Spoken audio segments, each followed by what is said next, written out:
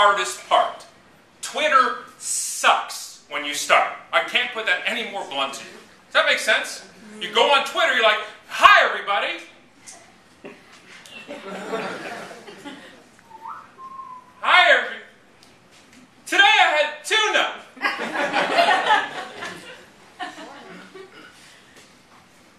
I like to listen to ABBA, you know.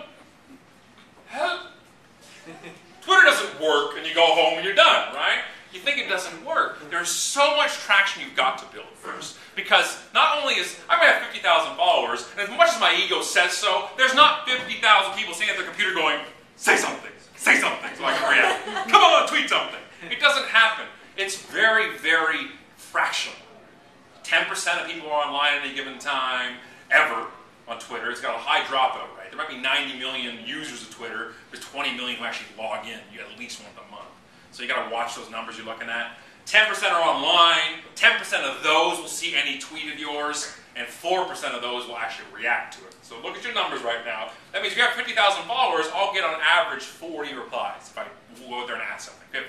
If you have 100 followers, you may get 1.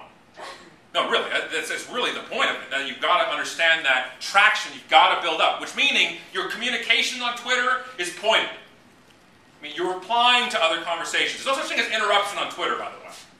Don't be afraid to jump in.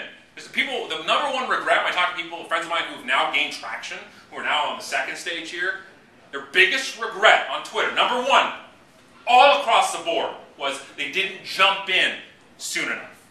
Anybody here agree with that?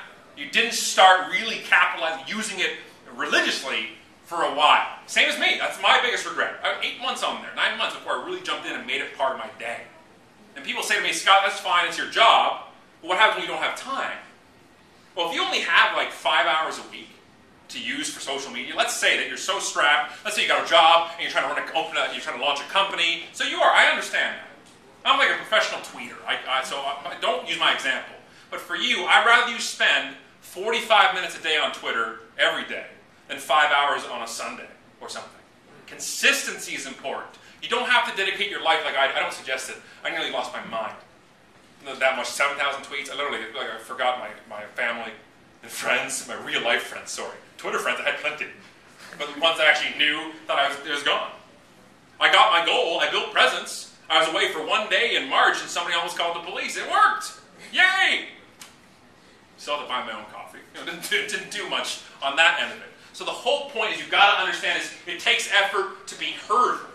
So your job at the start of traction is a couple of things. Follow people, find interesting people, do not automate it. Follow them, find people that are interested, either in your line of business or even your hobbies or your interests.